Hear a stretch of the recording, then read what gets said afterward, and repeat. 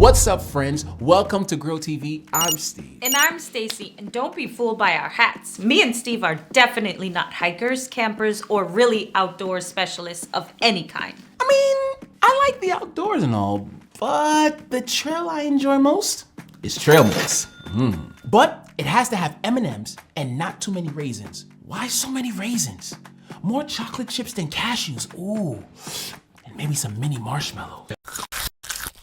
Anyway, Steve and I thought it might be a good idea. A great idea. Right, a great idea to share some of our completely uneducated, inexperienced, Not really based on any facts at all. survival secrets for taking on the great outdoors. Steve and Stacy's untrustworthy survival secrets. Out on the trail without a water bottle? No problem. Just lick leaves. Leaves are like nature's little faucets. Bad idea. You won't get hydrated licking leaves. Run out of food? No worries. Nature is full of little packs of protein called bugs. What's that? A grub. What's it look like? Start with the little cute ones. It'll make it easier on your emotions. This actually could work, but it is gross, and me and Stacy would definitely never do it. So you shouldn't either. Worried about poison ivy? Don't be. Just remember, plants are green, and green is always good and healthy for you. No, there are definitely some green plants you should steer clear of. Worried about bears at night? Don't be silly. Just snore as loud as possible while sleeping to assert your dominance and rub your face in honey. Sweet as the honey we didn't get. Bears hate honey. Wrong and wrong. Run out of toilet paper? Use your socks. Nature favors the problem solver. Whoa, that last one was gross, and I don't really feel good about this. I mean, hiking, camping, and being in the great outdoors can be tough. People need tips they can trust. I guess you're right.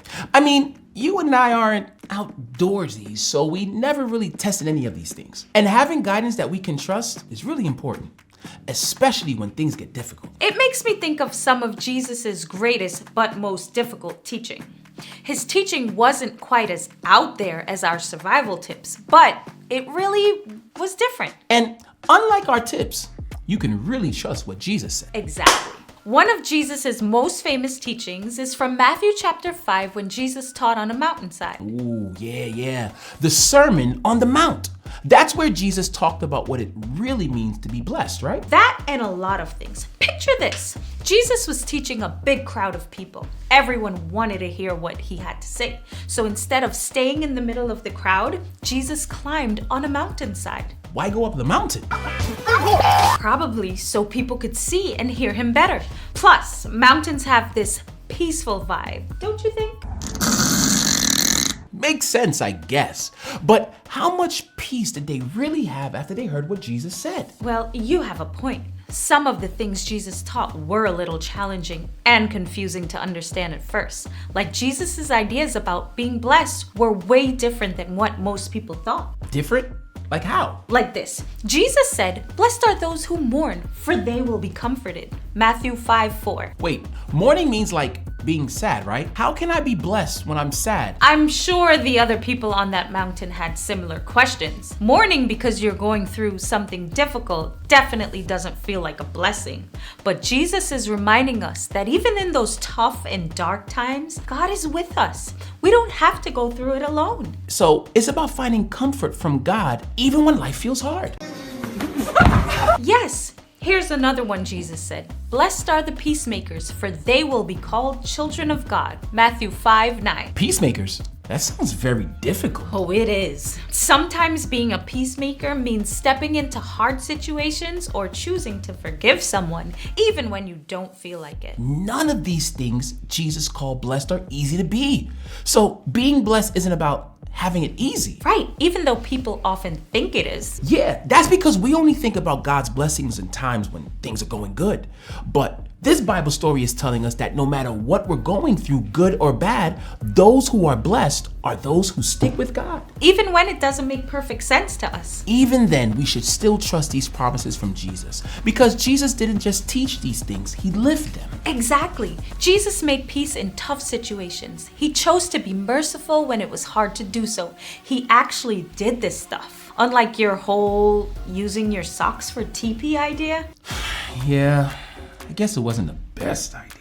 Jesus knew that for people around him that day, and for us, tough times will happen. That doesn't mean we're cursed or God has forgotten us. It's the opposite. When we stick with God through those tough situations, we find that God is near us and will help us. So we're blessed. It's like what we talked about. This isn't the easiest teaching from Jesus, but when we trust Jesus anyway, we'll find that he won't let us down. So let's trust Jesus even when it's not easy. Trust Jesus even when it's not easy.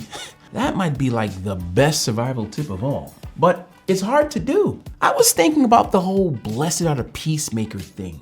Right? I think that means like sticking up for someone when a situation is unfair or even unkind to them. It's much easier just to stay quiet, but trusting in Jesus means saying or doing something to help.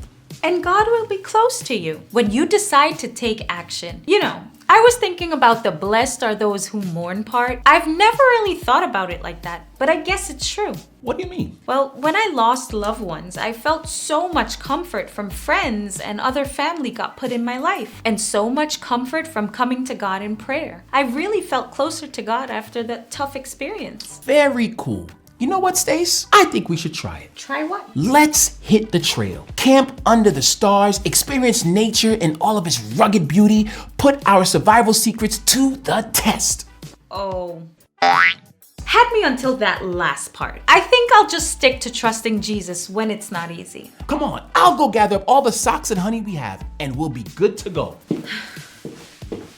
I've got to go talk him out of this very bad idea. But it's been fun laughing about some untrustworthy trail tips with you and learning about an amazing Bible teaching from Jesus with you. It's always good to learn and grow together. Bye.